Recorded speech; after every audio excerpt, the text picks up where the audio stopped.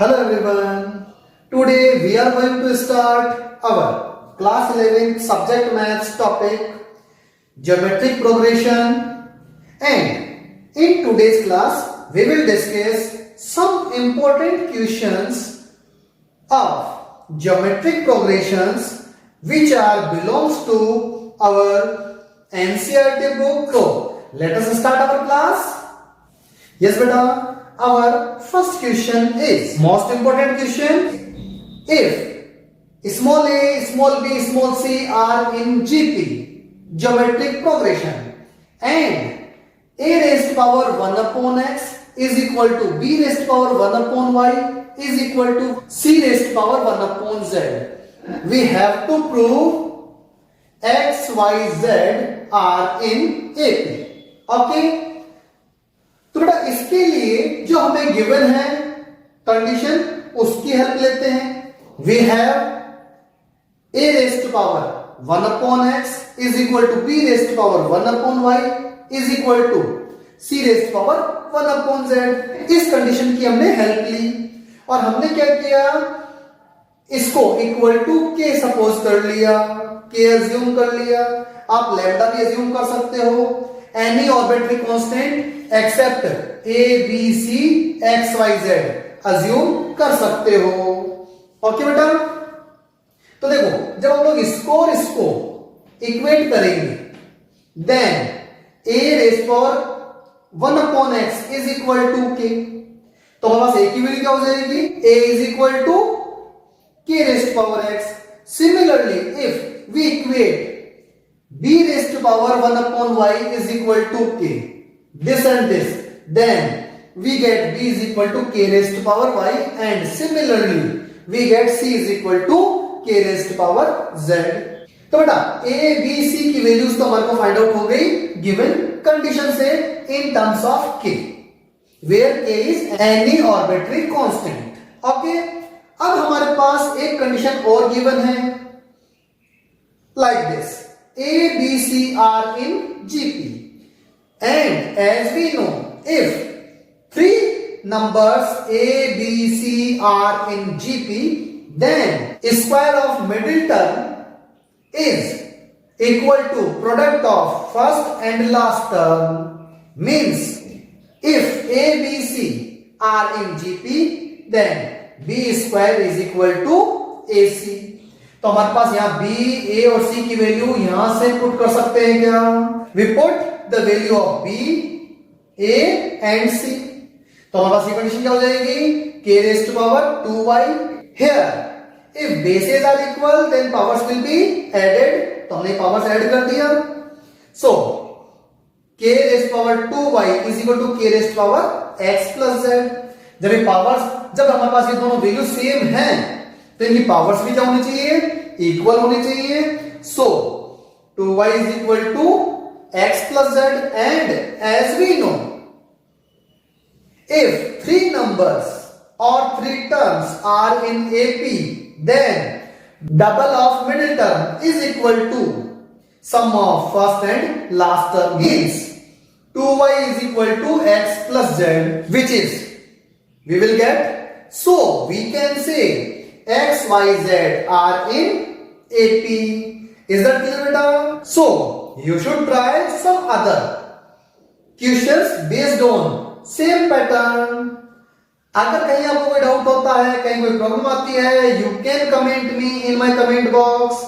और बेटा जीपी से रिलेटेड मेरे जितने भी वीडियोस हैं उन सभी के लिंक मैंने इस वीडियो के डिस्क्रिप्शन बॉक्स में दे दिए हैं.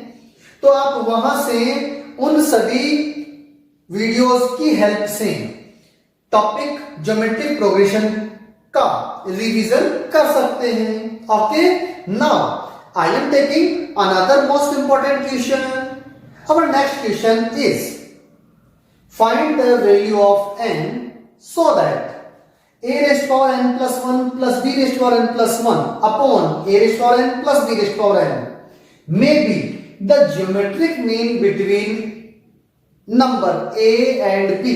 बेटा it is also a very most important question. और बेटा ऐसा ही क्वेश्चन हमारे पास अर्थमेटिक प्रोग्रेशन में भी गिवन है.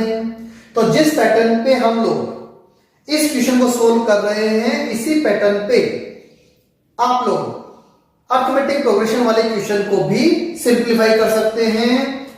प्रोसेस यही रहेगा, वहां कंडीशन थोड़ी चेंज हो गई तो कंडीशन अपने को अप्लाई करनी है, ऐसे ही अपने को सिंप्लीफाई करना होगा। Okay, so our solution is here given that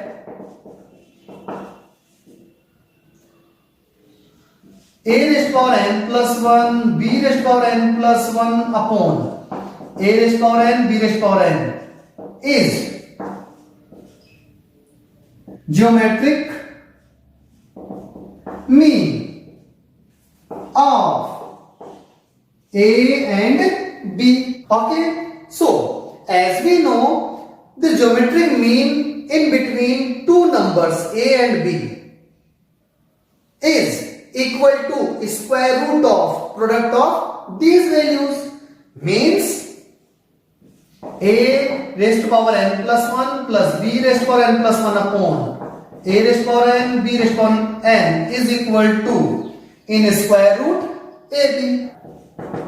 A raised to power n plus 1 b raised to power n plus 1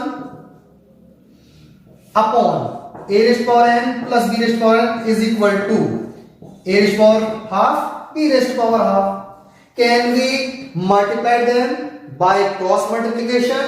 So we can write it like this. Okay, can we solve this bracket? Then we will get a raised to power n plus 1 b raised to power n plus 1 is equal to a raised to power n plus into b raised to power 1 by 2. Beta, here if bases are equal then powers will be added. तो हमने इसको add कर दिया, b raised to power 1 by 2 as it is. Same pattern पे जब हम लोग इस टर्म को b raised to power n से मल्टीप्लाई करेंगे then a raised to power 1 by 2 and b raised to power n plus 1 by 2. अब देखो बेटा, टू टर्म्स एचएस में है और टू टर्म्स आरएचएस में है, तो इजीएस्ट सिंप्लीफिकेशन पैटर्न के लिए इन दोनों में से किसी एक टर्म को हम लोग इधर ट्रांसफर कर देंगे और इन दोनों में से किसी एक टर्म को हम लोग इधर ट्रांसफर कर देंगे। तो इससे हमारे पास क्या होगा, कुछ टर्म्स कॉमन आ सकती हैं। Okay, like a raised to power n plus 1 minus a raised to power n plus half b raised to power half is equal to a raised to power half b raised to power n plus half minus b raised to power n plus 1. Now in these terms can we take common a raised to power n plus 1 by 2, and in these terms can we take common b raised to power n plus 1 by 2, then we get a raised to power n plus 1 by 2 taking common, then a raised to power half minus b raised to power half, and similarly in RHS b raised to power n plus half a raised to power half minus b raised to power half. तो बेटा देखो ये terms तो cancel out हो जाएंगे, so we have only a raised to power n plus 1 by 2 and b raised to power also n plus 1 by 2. अब देखो इसके बाद हमारे पास पावर सेम है, तो क्या मैं इस टर्म को इधर ट्रांसफर कर सकता हूं, then we get a upon b raised to power n plus 1 by 2 is equal to 1. अब हम लोग सब जानते हैं किसी भी टर्म की पावर अगर 0 होती है that will be 1. Okay, so here n plus 1 by 2 must be equal to 0, so n is equal to minus 1 by 2. Is that clear beta?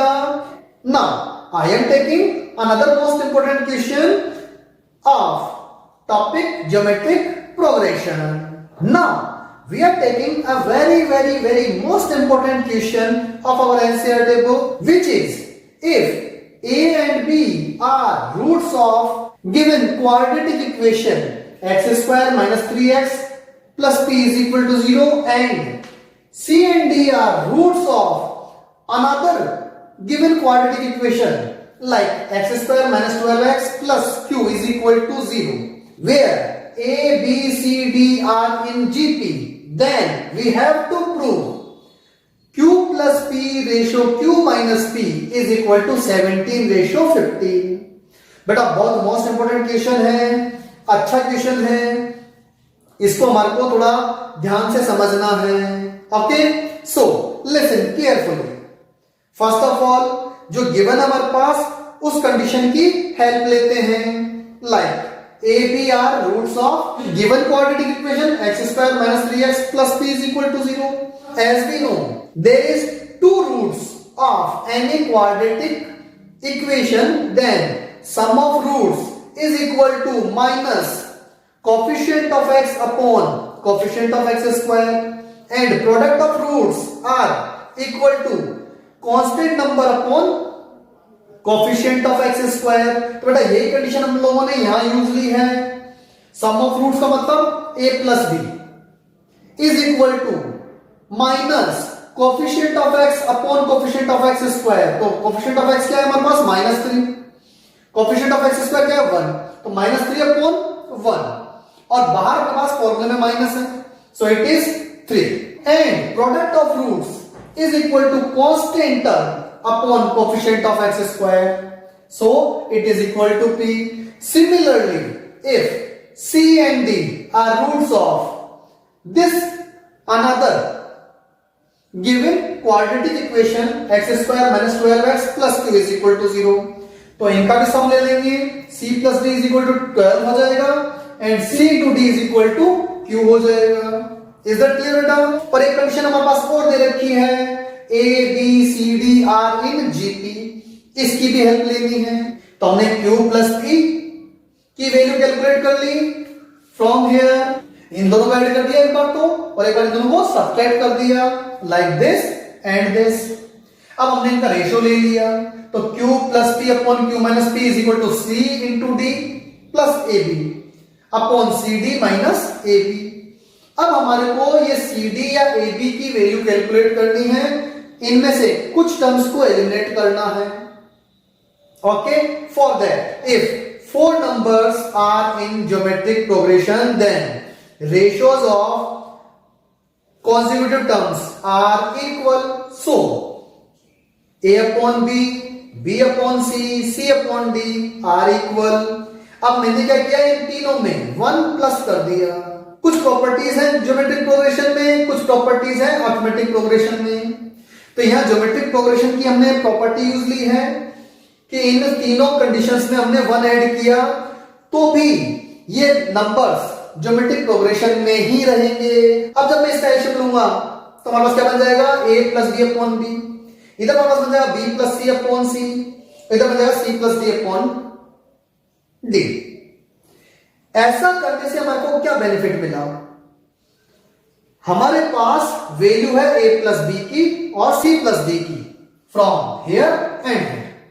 तो ये दोनों वैल्यूज अगर हम लोग यहां पुट कर देते हैं तो हमारे पास कंडीशन बन जाएगी b3 upon b is equal to b plus c upon c and is equal to 12 upon d.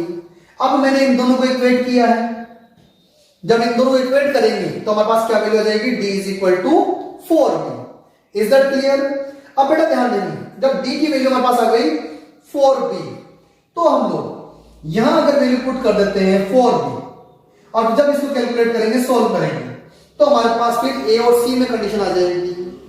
तो a और c में क्या कंडीशन बन सकती है हमारे पास, c is equal to 4a. Is that clear? तो हमारा c की वैल्यू आ गई, d की वैल्यू आ गई. अब अगर हम लोग यहां c और d की वैल्यू इन दोनों कंडीशन में पुट कर देते हैं like this, then we get 4a into 4b, और ये a b as it is है, 4a इंटू 4b माइनस ये a b as it is है. It is 16ab plus ab, and in denominator 16ab minus ab. जब solve करेंगे इसको तो 17ab upon 15ab, ab से ab कैंसिल आउट हो गया, and we will get q minus p ratio q plus p is equal to 17 ratio 15. Is that clear बेटा? फिर भी कहीं आपको कोई डाउट हो, कहीं कोई प्रॉब्लम आए अदर क्वेश्चंस में, अदर टॉपिक्स में, you can comment me in my comment box. Maths class Pavan Kumawat sir. Okay बेटा, subscribe my channel maths class Pavan Kumawat sir. Okay, thank you. Best of luck.